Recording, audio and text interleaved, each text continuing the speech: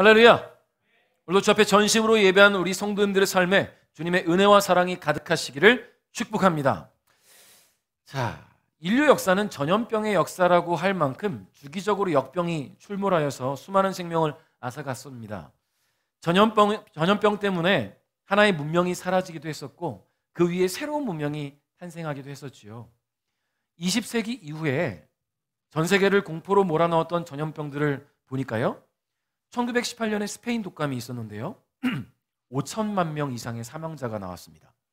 1957년에는 아시아 독감으로 100만 명에서 200만 명 정도의 사망자가, 그리고 1968년에는 홍콩 독감으로 100만 명, 2002년부터 2003년까지 사스로 900여 명, 그리고 2003년부터 2009년까지 조류 독감으로 한 270여 명의 사망자가 나왔죠. 그리고 2009년 시작된 신종플루로 1만여 명 가량이 사망했고요. 2012년부터 2015년까지 메르스로 870여 명 가량이 사망했습니다. 그리고 2019년에 시작된 코로나19로 공식 집계된 인원만 600만 명이 사망했어요. 전 세계적으로. 그런데 미국 연구진에서는 그보다 한 3배 정도 더 많은 사망자가 나왔을 거라고 예상을 한다고 합니다. 여러분, 2019년 12월 12일 코로나19 바이러스가 중국 우한에서 처음 발생했어요. 12월 12일. 역사적인 날 아닙니까? 12.12 뭐라고 합니까? 12월 12일. 저와 제 아내가 교제를 시작한 날입니다. 12월 12일이에요. 잊을 수가 없지요. 그러니까. 자, 2019년 12월 12일에 왜요? 기억하면 안 됩니까? 바이러스가 시작이 된 거예요, 처음. 우리나라에 언제 처음 들어왔냐면 2020년 1월 20일 날 인천공항으로 입국한 중국 여성이 첫 확진자가 되어서 걷잡을 수 없는 속도로 확산되기 시작했지요. 전 세계가 공포에 휩싸인 채 무려 3년의 시간을 보내고 이제 서서히 일상이 회복되고 있습니다. 내일이면 이제 완전히 다 풀리잖아요. 식사도 할 수 있어요. 교회에서도 말이죠. 그러다 보니까 이제 우리가 답답했던 마음들이 조금 풀리는 듯합니다. 여러분, 이와 같은 전염병의 출몰은 질병에 의한 고통과 죽음, 그리고 경제적 타격도 있지만 가장 안타까운 것이 뭘까 생각해 보니까요, 관계의 단절이었던 것 같아요. 관계의 단절. 서로가 서로를 의심해야 되는 상황들이 많이 있었죠. 그렇죠? 누군가 확진되었다고 하면 좀 시간이 지나면서 좀 안 그랬는데 초반에는 어떻습니까? 바이러스 취급을 해요. 그렇잖아요. 저 바이러스 덩어리 이렇게 생각을 하고 말은 안 꺼내지만 막 거리를 멀리하고, 코로나 확진됐다가 치료받고 회사에 오면 다들 왕따 시키기도 하고 심지어 잘리는 사람들도 있었어요. 자, 인격 모독이 벌어지기도 했었습니다. 또한 조심해야 하는 이유가 서로 간의 이 관계를 끊고 왕래를 줄여야 하는 그런 안타까운 일들도 벌어졌잖아요. 격리되고 막 그러다 보니까 국가들은 국경을 봉쇄하게 됐고요. 도시는 도로를 봉쇄 조치하는 일들도 벌어졌습니다. 확진자와 또는 접촉자들은 격리되어서 시간을 보내야 했습니다. 여러분, 작년 말부터 올해 초까지 얼마나 안타까운 일이 벌어졌어요. 우리 김민 목사님 가정이 순차적으로 걸리는 바람에 한 달의 시간을 격리했잖아요. 힘들 것 같아요. 저 2주 격리해 본 적이 있는데 그것도 너무 힘들더라고요. 저는 확진자가 아니라 접촉자인데도 너무나 힘들었는데 한 달 동안을. 그래서 걸리려면 한 번에 걸려야 된다라는 얘기가 돌긴 했지요. 자, 그럼에도 불구하고 주 안에서 하나 된 우리 베델 가족 모두가 함께 힘써 기도하고 서로 중보하고 끝나지 않을 것만 같았던 이 코로나19 팬데믹을 잘 견뎌내서 이제 회복의 시간을 기다리고 있습니다. 일상의 회복을 위해 서로 염려하고 배려하며 힘을 실어 주었던 것처럼 이제 우리의 신앙의 회복과 성숙을 위해 더 함께 힘써 예배에 집중하고 복음 전하는 일에 수고하는 우리 베델 가족 여러분 될 수 있기를 주님의 이름으로 축복합니다. 자, 서론에 이렇게 전염병에 대한 이야기를 꺼낸 것은 오늘의 주제가 바로 전염병에 대한 이야기예요. 우리는 계속해서 애굽에 종속되어 있는 이스라엘을 구원하시기 위한 하나님의 계획과 그것을 실행해 나가시는 하나님의 역사를 묵상하고 있습니다. 첫 번째 재앙부터 따져봅시다. 피재앙이 있었고요. 그 다음에 개구리 재앙이 있었고 이 재앙과 파리 재앙이 있었지요. 자, 이런 재앙들로 애굽 왕 바로와 이 애굽 백성들을 고통으로 몰아넣으신 하나님께서는 이제는 어떤 물리적 접촉에 의한 것이 아니라 눈에 보이지 않는 바이러스로 애굽을 벌하시기 시작합니다. 다섯 번째 재앙 뭡니까? 악질 재앙. 그리고 여섯 번째 독종 재앙이 바로 오늘 우리가 묵상해야 할 주제입니다. 하나님은 이번 재앙들을 통해서 지난 재앙들과 마찬가지로 하나님 편의 선자와 하나님 편에 서지 않은 자를 구별하시고 줄을 잘 서는 것이 얼마나 중요한 것인지를 우리로 하여금 깨닫게 하십니다. 자, 여러분이 인생을 살다 보면 줄 잘 서야 된다라는 말 많이 들어보셨지요? 줄 잘못 서서 낭패 보는 일들이 있잖아요.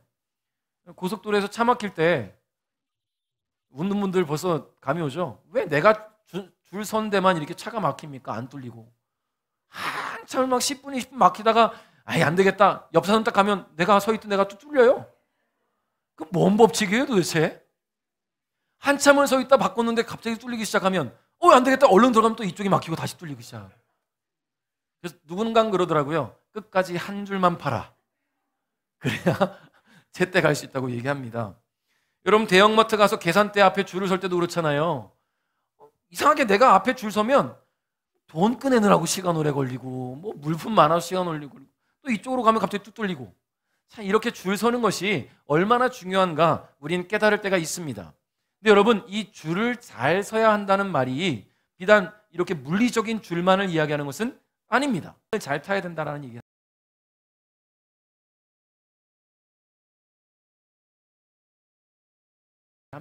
누구 라인이냐 누구 라인이냐. 승승장구하고 있는 어떤 직장 상사 밑에 줄을 잘 타면 기회가 올 수 있는 거 아니겠습니까? 여러분 정치도 그렇잖아요. 정말 가능성이 있는 그런 후보자 밑에 줄을 잘 선 사람은요 나중에 뭐 장관까지도 갈 수 있는 거 아니겠습니까? 여러분 그래서 성공하려면 줄을 잘 서야 한다라는 말을 하는 것 같습니다. 오늘 본문에 하나님은 줄을 잘못 선 애굽 사람들에게 경고하십니다. 이 경고를 위해 모세를 통해 애굽 왕 바로에게 하나님의 뜻을 전달케 하셨는데요. 우리 1절 한번 읽어볼까요? 시작.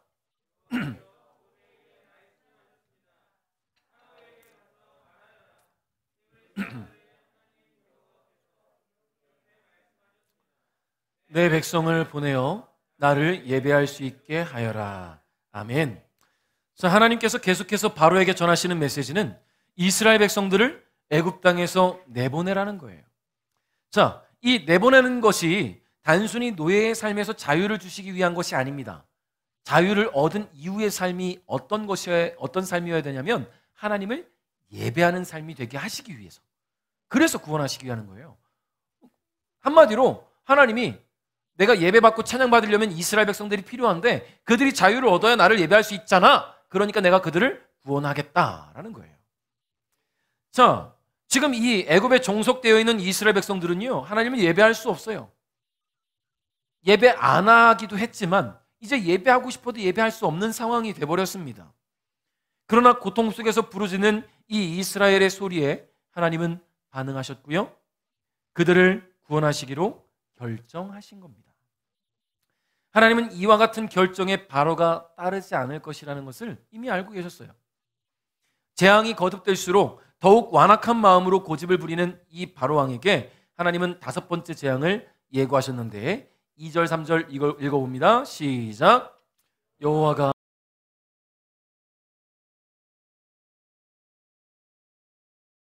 너의 모든 짐승에게 끔찍한 병을 내려 너의 모든 말과 나귀와 낙타와 소와 양을 병들게 할 것이다. 아멘.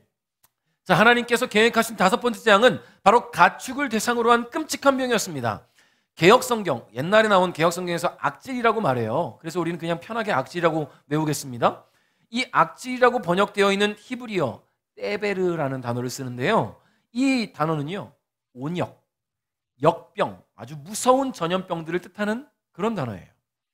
자, 그런데 이번에 애굽을 강타한 전염병이 다른 어떤 유행했던 전염병들보다 더 무서운 것이 무엇이냐면 이것이 어떤 기후변화나 병균에 의해 나타나는 바이러스가 아니라는 거예요. 하나님의 명령에 의해 창궐한 전염병이었기 때문에 더 무서울 수밖에 없는 것입니다. 지금까지 경험해왔던, 왜 경험을 안 해봤겠습니까? 수많은 전염병들이 돌았었을 텐데, 이제까지 경험했던 전염병들이 일시적인 것에 그치는 그런 병이었다면, 이번에 애굽에 퍼져나가게 된 전염병은 모든 가축들의 생명과 직결될 만큼 그동안에 있었던 그 어떤 전염병과는 비교도 할 수 없는 훨씬 치명적인 것이라는 거예요. 자, 그런데 하나님께서 애굽 땅에 있는 모든 가축, 모든 짐승들에게 이런 전염병을 주셨습니까? 그렇지는 않다. 4절 읽어볼까요? 시작.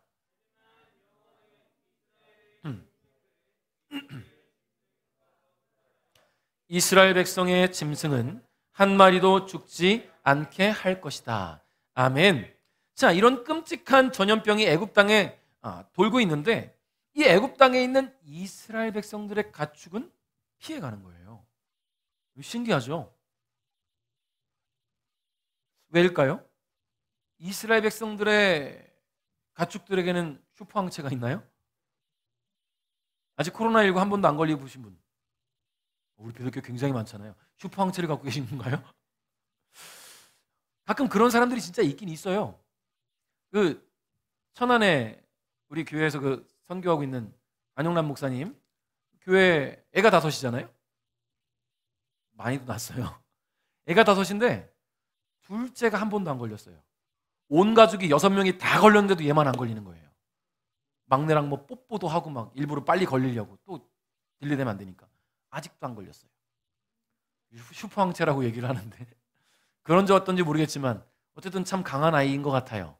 자, 이스라엘 백성들의 가축들에게는 그런 항체가 있는 것인가? 있을 수 있지요. 하나님께서 면역 체계를 만들어 가시면 그렇게 하신 것 같아요. 바이러스가 창궐하는데 이스라엘 백성들의 가축들은 병에 걸리질 않아요. 난리가 났습니다. 이 애굽 사람들의 가축들은 막 죽어나가는데, 여러분, 왜 이런 일이 벌어졌냐면 하나님께서 이스라엘 백성들의 가축들을 구별하셨기 때문이에요. 구별하셨다. 여러분, 구별이라는 단어가 이렇게 중요한 겁니다. 하나님께서 구별해 놓으시니까 죽음도 피해갈 수 있어요. 하나님께서 구별해 놓으시니까 그 어떤 죽음도 다가올 수가 없다라는 거예요. 할렐루야. 여러분, 사탄의 세력들이 우리를 죽이려고 다 덤벼들어도 하나님이 우리를 구별해 놓으시니까 사탄의 세력은 우리를 공격할 수 없는 거예요. 이겨낼 수가 있는 건 아니겠습니까? 하나님을 알지 못하는 애굽 백성들은 이 완악하고 고집센 바로왕 밑에서 줄을 잘못 선 덕분에 기르던 모든 가축들을 잃게 되었습니다. 여러분, 물론 그들이 태어나기를 애굽 사람으로 태어났잖아요.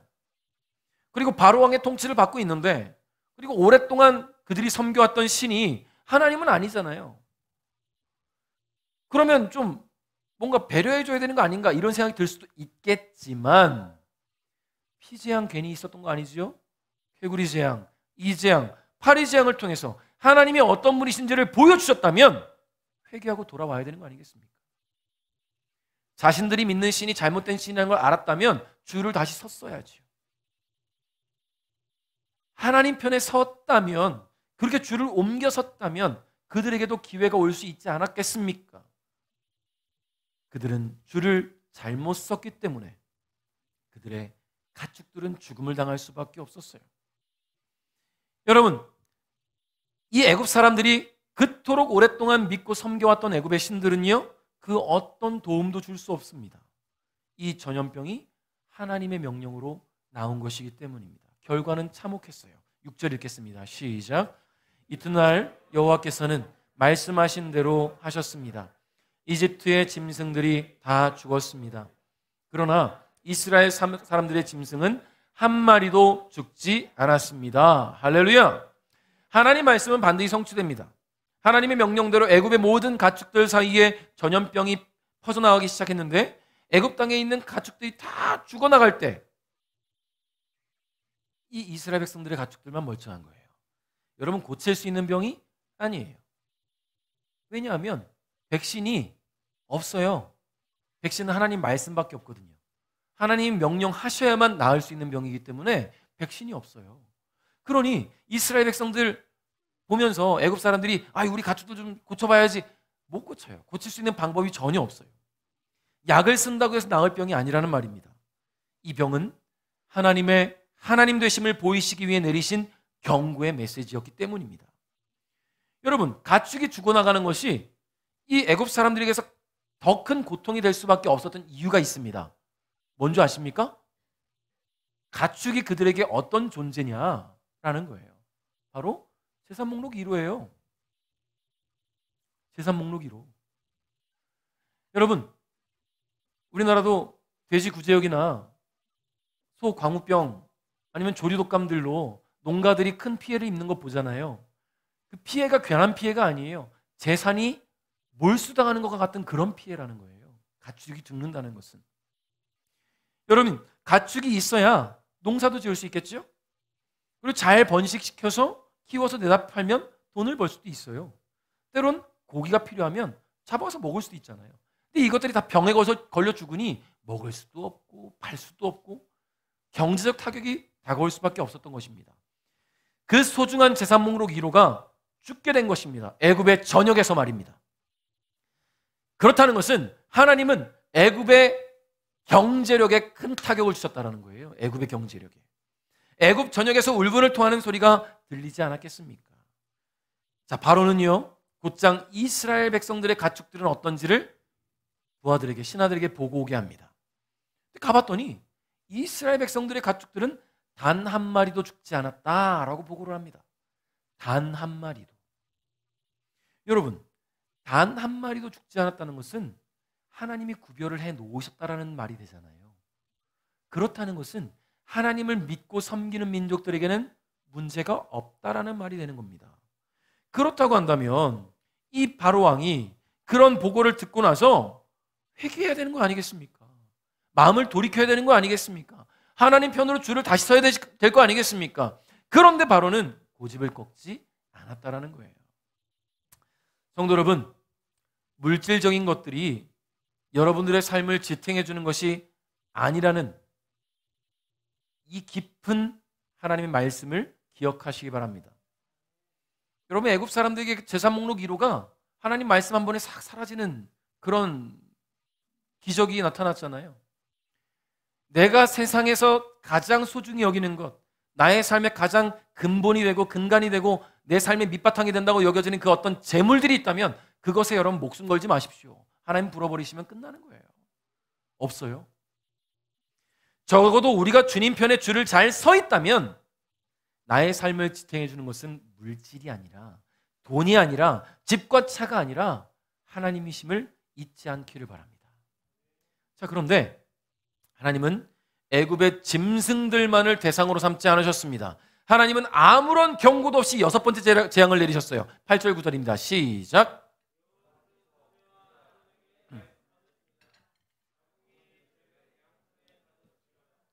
그리고 모세는 그것을 파라오가 보는 앞에서 공중에 던지도록 하여라. 그 재는 먼지가 되어 이집트 온 땅에 두루 흩어져서 이집트의 모든 사람과 짐승들의 몸에 종기를 일으킬 것이다. 아멘. 자, 종기 다 보신 적 있으신 분? 저밖에 없나요? 네, 우리 어머니 종기 나본 적 있잖아요. 왜 다 없는 척에 부끄러워서요? 자, 엉덩이에 종기가 나잖아요. 힘들어요. 앉을 수가 없어요. 저 어렸을 때 엉덩이에 종기가 종종 났던 기억이 나요. 학교 가면 어떻게 앉아야 됩니까? 이렇게 한쪽으로 비틀어서 앉아야 돼요. 다면 아프니까. 너무 고통스러우니까. 근데 여러분, 이 종기가 아프기만 합니까? 종기 나보신 분들 계속 모른 척해. 아프기만 하지 않아요. 간지러워요. 간지러워서 긁다 보면 어때요? 아파요. 안 긁으면 간지러워요. 또 긁으면 아파요. 이게 계속 반복되는 거예요. 아우, 끔찍해요. 긁다가 잘못 긁으면 물집 터지죠? 고름 나오죠? 줄줄 흐르죠? 빤스 젖죠? 그럼 바지까지 막 이게 물집 잡히고 막, 그럼 숨겨왔는데 다 알게 되죠? 그럼 창피하죠? 수치스럽죠? 그 집에 가야죠? 조퇴하고. 여러분, 종기는 그만큼 고통스러워요. 얼마나 힘들지 몰라요. 다 경험해봤으면서 지금 제 얘기만 듣고 있는 거 봐. 다 그랬으면서. 자, 여러분, 하나님께서 애굽에게 내리신 6번째 재앙은 독종이라고 불리는 악성 종기였어요. 하나님이 이번에도 예측할 수 없는 방법으로 재앙을 일으켰습니다. 하나님은 모세에게 아궁이에 있는 재, 타다 남은 재를 갖고 와서 공중에 뿌리라는 거예요. 자, 이것을 뿌리면 이 재가 먼지가 돼서, 여러분, 먼지가 되면 눈에 보이지 않잖아요. 그게 어디까지 갈 수 있는지 알 수가 없는 거예요. 이 재가 먼지가 되어서 애굽 사람과 가축들의 몸에 붙기 시작합니다. 그러면 이게 뭘로 변한다고요? 악성 종기로 변한다고요. 자, 모세의 손을 떠난 이 재가 먼지가 되어서 애굽 사람들의 피부에 닿았을 때 닿은 곳에 종기가 생기기 시작합니다. 종기가 생긴 부위는요, 마치 불에 데인 것처럼 붉게 부풀어 오르고요, 물집이 생겼고요, 고열과 함께 심한 가려움 증세가 유발되었습니다. 아까 말씀드린 것처럼 이 간지러워요. 긁으면 아파요. 안 긁으면 간지러워요. 또 긁으면 아파요. 계속 악순환이에요. 고름이 막 줄줄 흐르죠. 애굽 사람들은 서로가 서로를 수치스럽다고 놀릴 수도 없어요. 다 걸렸으니까. 그렇잖아요. 여러분, 이보다 더 큰 고통이 어디 있을까 싶을 만큼 너무나 큰 고통을 야기했습니다. 자, 그런데 오늘 성경에서 말하는 이 종기가 얼마나 극심한 고통을 일으켰는지 우리가 경험했던 종기와는 좀 다를 것 같아요. 성경에서 하나님께서 보이시는 이런 종기가 얼마나 고통스러운지를 잘 보여주는 성경이 있는데, 욥기서 2장에 보면 욥을 시험하고자 사탄이 그에게 종기를 주잖아요. 이 욥이 이 종기 때문에 너무 고통스러워서 어떻게 했다고 나와요, 성경에? 기와장으로 몸을 긁었대요. 온몸을. 얼마나 고통스러우면, 얼마나 간지러우면 기와장으로 긁었다고 합니다. 그런데 그 모습을 본 아내가 아이고 우리 여보 힘들겠어가 아니라 하나님 저주하고 죽으라고 말할 정도로 그만큼 비참하고 너무나 끔찍한 병이라는 거예요. 아내가 그렇게 말할 정도면 얼마나 끔찍했겠습니까? 몰골이. 자, 오늘날에야 뭐 종기가 생기면 바르는 연고, 붙이는 약. 어렸을 땐 저는 고약이라는 거 들어보신 적 있죠? 붙이는 고약. 종기 나면 붙이는 약이 있었어요. 붙이는 거. 그 붙이면 좀 빨리 가라앉긴 했는데, 자, 이런 약들에 의해서 쉽게 치료가 되지만 의학이 발달되지 않았던 그 당시 사람들에게 악성 종기는요, 공포의 대상이었습니다. 또 더러운 질병이었어요. 고름이 나니까. 특히 이 6번째 재앙인 악성 종기는 지금까지 애굽에 내려진 재앙 중에 사람의 생명을 직접적으로 위협하는 가장 치명적인 최초의 재앙이었어요. 직접적으로 사람에게 생명을 앗아갈 수 있는 그런 재앙. 자, 여러분, 이쯤 되면 또 나타나서 쇼맨십을 보여줘야 되는 사람들이 있죠? 누구예요? 애굽의 마술사들. 자, 마술사들이 딱 나타나서 그깟 종기라고 말할 수가 없어요. 왜요? 이미 이 사람들도 긁고 있어. 왜냐하면 애굽 사람이잖아요. 애굽 사람들은 모두 걸렸어요. 그러니까 애굽 마술사들도 이미 기와 쪽으로 긁고 있어요. 나설 수가 없는 거예요. 11절 읽겠습니다. 시작.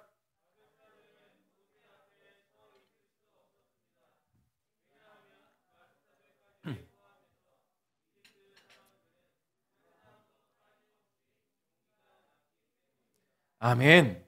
마술사들도 예외는 아니었다. 여러분, 마술사들 역시 애굽 사람이었죠. 그들에게도 역시 악성 종기가 생겨서 고통에 몸부림치느라 모세 앞에 나설 수가 없는 거예요. 여러분, 마술사가 어떤 사람입니까? 애굽 마술사가 애굽의 신, 애굽의 우상을 등에 업고 싸운 마술사들이에요. 이런 사람들이 하나님의 능력 앞에 선 모세에게 완전히 패배하였다는 것을 입증하는 장면입니다. 완벽한 증거예요. 하나님의 명령에 공중에 뿌려진 재는 애굽 모든 사람들의 종기를 일으켰어요. 단 한 사람도 예외 없이 말입니다. 그런데 이런 고통스러운 악성 종기의 역습도 이스라엘 사람들에게는 나타나지 않았다. 여러분, 하나님께서 재앙을 주신 목적이 뭐라고 했어요? 이스라엘 백성들을 구원해서 예배받기 위함이잖아요. 그러니 이 하나님께서 이스라엘 백성들은 치시지 않는 거예요. 동시에 애굽으로 하여금 살아계신 하나님의 하나님 되심을 알게 하시기 위함이었기 때문입니다. 하나님의 구원의 대상이 된 이 이스라엘은 애굽 전역에서 들려오는 고통의 비명소리에도 평안함을 유지할 수 있는 거예요. 나하고는 상관없는 일. 강 건너 불구경할 수밖에 없는 거죠. 사랑하는 성도 여러분, 우리는 수많은 질병을 마주하며 살아갑니다. 그 누구도 언제, 어떻게, 어떤 질병을 만나게 될지 알 수 없어요. 안다면 미리 예방할 수 있을 텐데 알지 못하는 거예요. 여러분, 그러나 우리가 그 어떤 질병을 마주하여도 두려워하고만 있지 않을 것은 그 질병도 주님 손에 있기 때문입니다. 할렐루야.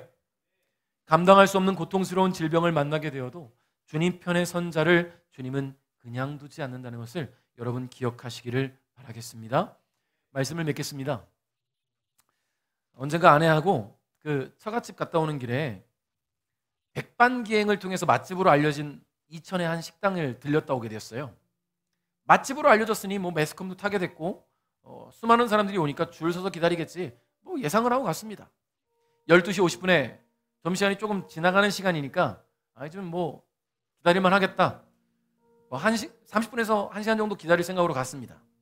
배는 고프지만 다행히 뭐 줄 서서 기다릴 필요 없이 번호표를 뽑으면 되더라고요. 그런데 우리 순서에 딱 알람이 울렸어요. 12시 50분에 번호표를 뽑았는데 2시 40분이었어요. 1시간 50분을 기다렸습니다. 중간에 갈 수도 없어요. 이렇게 기다렸는데 먹어라도 봐야지. 맛은 있더라고요. 맛은 있어요. 다시는 1시간 50분 기다려서 먹고 싶진 않아요. 배고프잖아요.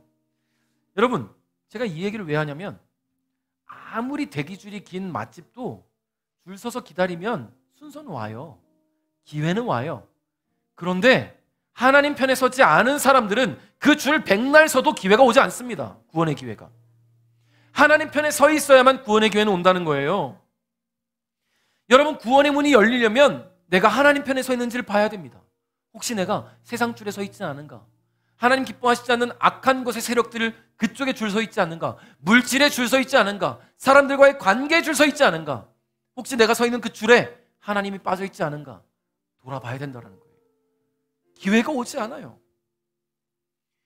여러분, 지난날의 죄를 주님 앞에 회개하며 예수 그리스도를 구주로 믿고 회개와 믿음으로 나가는 자에게 구원의 기회가 온다는 것을 기억하시기 바랍니다. 애굽의 사람들에게는 기회가 있었어요. 첫 번째 재앙부터 네 번째 재앙까지 그들은 기회가 있었습니다. 그러나 그들은 끝까지 줄을 바꾸지 않았습니다. 거듭되는 재앙 속에서도 회개하고 돌이켜서 하나님 편에 서지 않았다라는 이야기예요. 끝까지 고집을 부리는 이 바로왕 밑에 줄을 서서 그들은 모든 고통을 고스란히 겪어야만 했습니다. 여러분, 우리의 삶에는요 여전히 수많은 선택의 순간들이 다가옵니다. 그 어떤 선택의 순간에도 주님 편의 선 줄을 벗어나는 일이 없어야 될 줄 믿어요. 양다리도 걸치지 마십시오. 살면서 필요한 부분은 분명히 있어요. 근데 그게 삶의 주가 되고 우선순위가 돼서는 안 돼요. 하나님이 주가 되고 하나님이 우선순위가 되어야 될 줄 믿습니다.